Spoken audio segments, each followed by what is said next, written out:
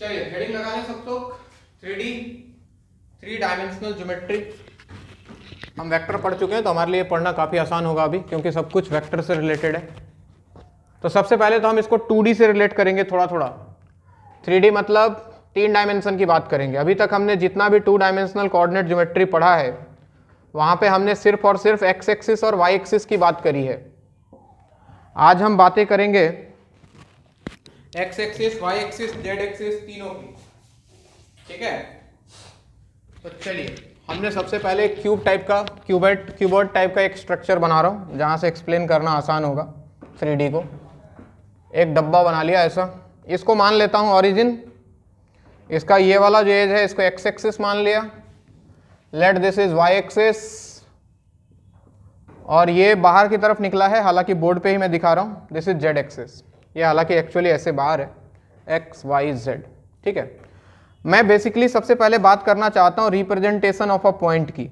3D में किसी point को रिप्रेजेंट करना, representation of a point in 3D, इसकी बात करते हैं। कोई पॉइंट है, जैसे ये ओरिजिन है, मान लो कि यहाँ से यहाँ तक का डिस्टेंस x है। लेट अस एज्यूम ये x है, और ये पॉइंट अगर है x एक्सिस पे एक a, तो इसका कोऑर्डिनेट क्या लिखेंगे हम लोग? क्या x, 0, 0, यानी कि जब x एक्सिस की बात होगी तो y कोऑर्डिनेट और z कोऑर्डिनेट दोनों 0। ये पॉइंट अगर b है और ये डिस्टेंस y मान लूँ ओरिजिन से, तो इसका कोऑर्डिनेट क्या 0, y 0 हो जाता। और सिमिलरली इस पॉइंट का कोऑर्डिनेट कितना? 0, 0, z। ठीक है, चलो ये जो पॉइंट तुमको दिख रहा है, ये वाला पॉइंट, ये पॉइंट जो है बेसिकली वो एक्स वाई प्लेन में है। फील करो डब्बा ऐसे रखा है, तो ये वाला पॉइंट इस बोर्ड के ऊपर लाई करेगा, यानी कि इस एक्स वाई प्लेन में लाई कर रहा है ये वाला पॉइंट। तो इसका कोऑर्डिनेट क्या होता है बच्चों? X Y. जेड कोऑर्डिनेट कुछ होता क्या? नहीं, इसका कोऑर्डिनेट होता है एक्स वाई 0। सिमिलरली ये वाला पॉइंट वाई जेड प्लेन में है। कौन से प्लेन में है? वाई जेड प्लेन में है। क्या होगा कोऑर्डिनेट इसका? 0, y, z। ये वाला पॉइंट कौन से प्लेन में है? एक्स जेड प्लेन में। क्या होगा कोऑर्डिनेट इसका? x, 0, z। और ये जो पॉइंट है बेसिकली ये हवा में है। डब्बे को फील करो, ये वाला पॉइंट हवा में है, इसके पास x भी है, y भी है और z भी है। तो अगर इसका नाम दूं मैं, तो क्या इसके कोऑर्डिनेट को x, y, z लिखना होगा?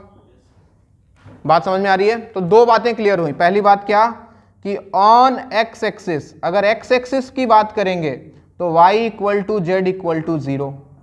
On Y axis x equal to Z equal to 0। And on Z axis कौन? x equal to Y equal to 0। On X Y plane कौन 0 होगा? On X Y plane z equal to 0। On Y Z plane x equal to 0। And on क्या? X Z plane कौन? y equal to 0। ठीक, पुरानी बातें याद करो। Distance formula याद करो, डिस्टेंस फॉर्मूला। अरे 2 डायमेंशनल ज्योमेट्री का फॉर्मूला याद है? अब 3D में भी वैसा ही फॉर्मूला। अगर एक पॉइंट है x1, y1, z1, दूसरा पॉइंट है कोई b, x2, y2, z2, तो इनके बीच का मुझे डिस्टेंस लिखना है ab। तो क्या लिखते थे हम लोग? याद करो, under root x2 minus x1 लिखो, चाहे x1 माइनस x2 लिखो, स्क्वायर आएगा, plus y2 minus y1 square, एक चीज एक्स्ट्रा आ जाएगा, कौन? z2 माइनस z1 का स्क्वायर। सही बात। अब आ जाओ यहां पे, चलो तुमको बोले डिस्टेंस ऑफ पॉइंट G, मैं बोल रहा हूं कि distance of point G from x axis, बताओ कितना होगा? इस पॉइंट G का डिस्टेंस एक्स एक्सिस से, ऐसे फील करो डब्बा ऐसे है, ऐसे है, तो ये G का डिस्टेंस एक्स एक्सिस से, क्या ये वाला डिस्टेंस, यानी कि distance between G and A, G and A, तो G और A के बीच का डिस्टेंस लिखूंगा, क्या आएगा बताओ? Under root x minus X 0 हो गया, यानी कि Y square plus Z square आएगा। तो x एक्सिस से निकाला तो देखो y और z आया, x नहीं आया। तो जरा बताओ distance of G from y axis कितना आता? Under root X square plus Z square. Distance of point G from Z axis कितना आता, under root X square plus Y square. Distance of point G from X Y plane, बताओ देख के diagram में, इस point जी का distance इस x Y plane से, ये जी बेसिकली यहां है और ये एक्स वाई प्लेन है, कितना डिस्टेंस है, जेड। जेड कितना डिस्टेंस है, जेड। यानी कि एक्स वाई प्लेन से डिस्टेंस लिखना है तो जेड, ज्यादा बेहतर है कि मॉड जेड लिखा जाए, निगेटिव ना हो ये।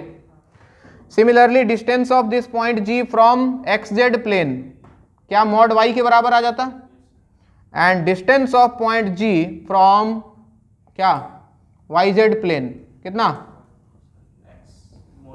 Mod x.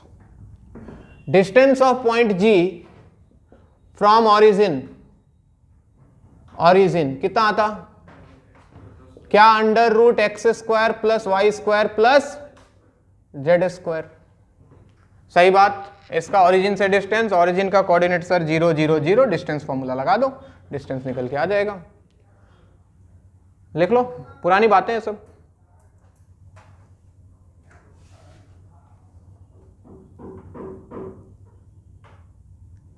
Centroid of triangle याद है, हाँ जी, सेक्शन फॉर्मूला याद है।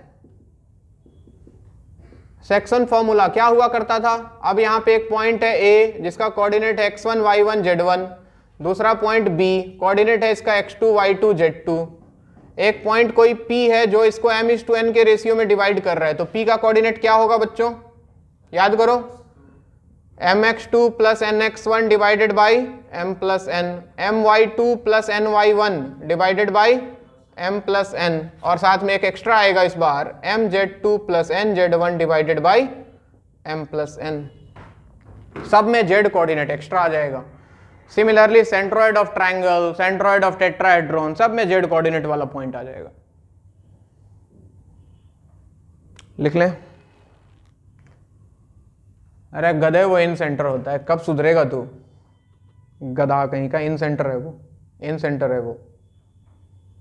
सेंट्रॉइड सबसे आसान वाला रे घोड़ा, सबसे आसान कौन होता है, हाँ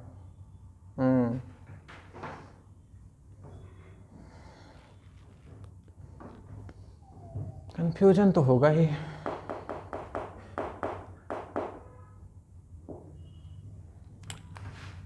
ड्रॉ करो, जल्दी जल्दी लिखो। 3D स्टार्ट होगा नेक्स्ट क्लास से, अभी तो मैं बस तुमको पुराना कुछ इंट्रोडक्शन दे देता हूँ।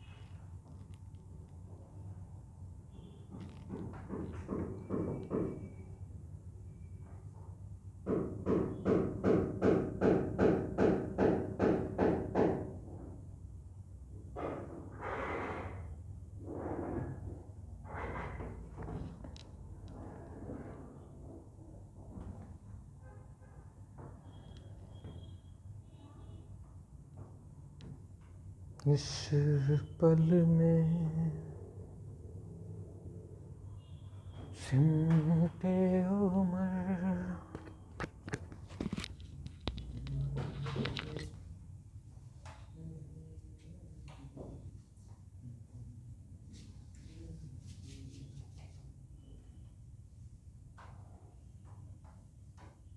मिटाओ।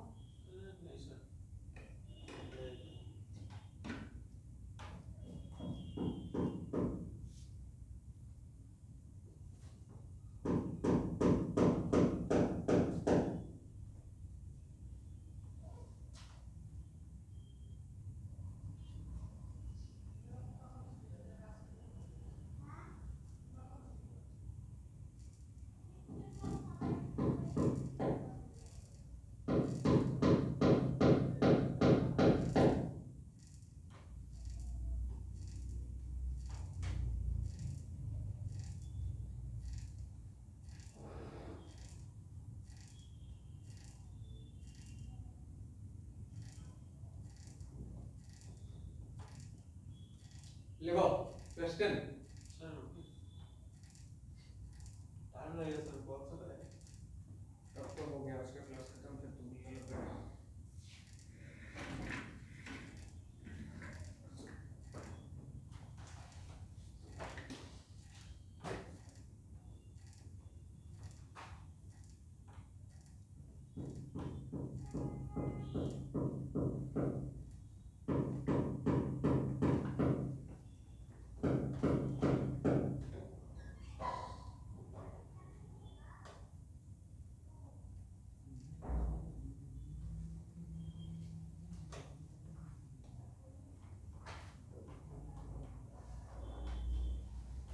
पीएमसी का कितना क्लास कराया मैंने? 2 या 3?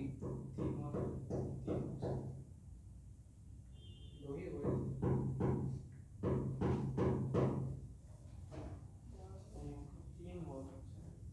तुमसे कितना हुआ पीएमसी का क्लास? संडे होता तो 3 होता क्या?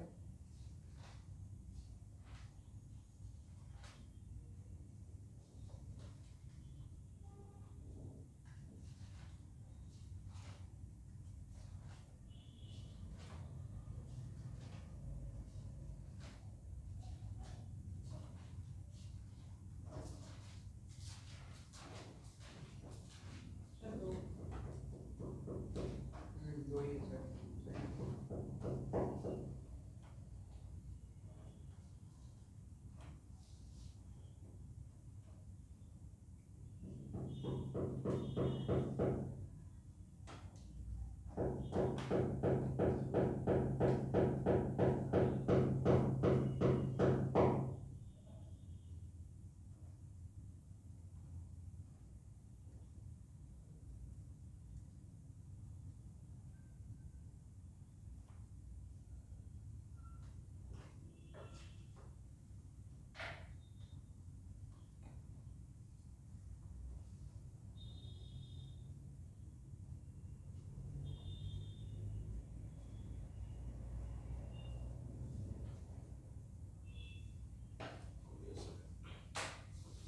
सवाल लिखोगे?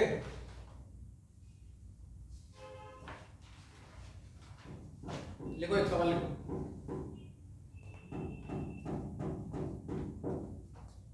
Find the locus of a variable point. Find the locus of a variable point. Find the locus of a variable point. मिटाना इसको.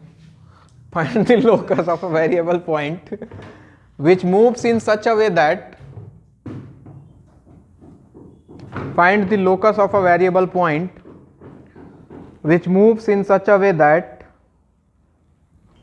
Line change, first part. Its distance from xy plane. Its distance from xy plane is 2 times of its distance from yz plane.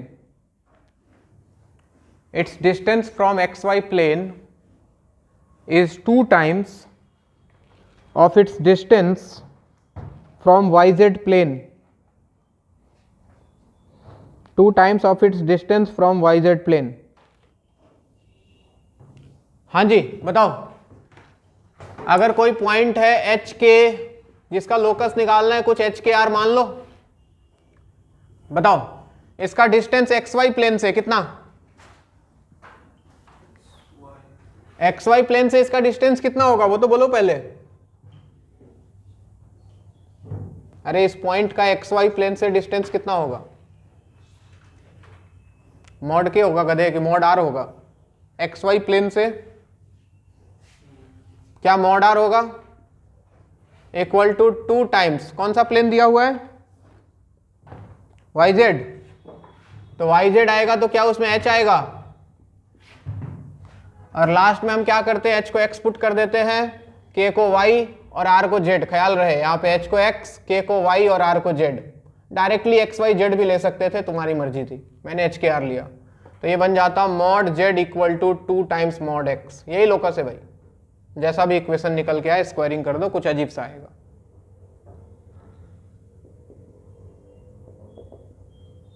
Second part,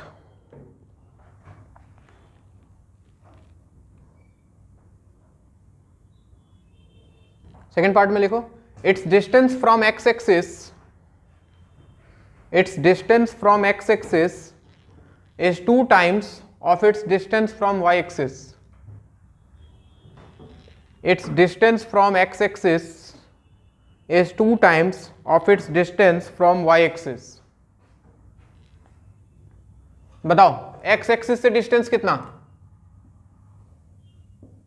under root y square plus z square equal to 2 times of its distance from y axis कितना?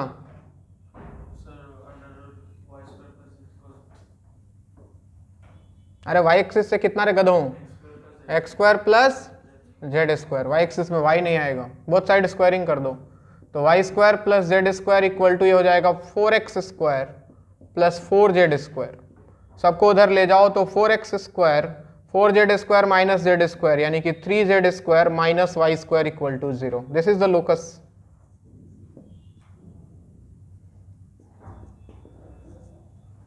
Third part,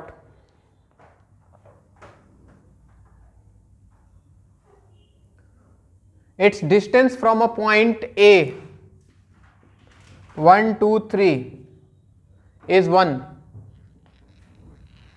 Its distance from a point A 1 2 3 is 1। यानी कि कोई point है अपना P, मैं x y z ही मान रहा हूं इसको, बोल रहा है कि ये इस तरह से मूव कर रहा है कि इसका डिस्टेंस इस पॉइंट A से किसके बराबर है? 1 के बराबर है। यानी कि आपको पी ए इक्वल टू 1 लगाओ जरा, पी ए इक्वल टू 1 कितना आएगा? Under root X minus 1 square plus Y minus 2 square plus Z minus 3 square equal to 1। यही होता? स्क्वायरिंग कर दो तो X minus 1 square plus Y minus 2 square plus Z minus 3 square equal to 1। ये रहा locus. अच्छा ये किसका इक्वेशन है? देख के कुछ बता सकते हो? स्फेयर। बहुत बढ़िया। अगर ये नहीं होता तो क्या ये सर्कल होता बच्चों? एक सर्कल जिसका सेंटर कितना 1 2 और रेडियस कितना 1, ये सर्कल होता।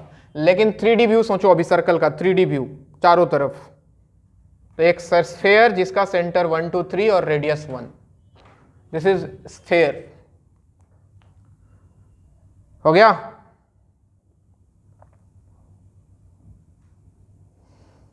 हालांकि स्फेयर तुम्हारे सिलेबस में नहीं है। चलो ठीक है, आज के लिए इतना ही। कहानी आगे बढ़ाएंगे नेक्स्ट क्लास। मिलते हैं थोड़ी देर बाद अगले क्लास में परमुटेशन कॉम्बिनेशन के बाद।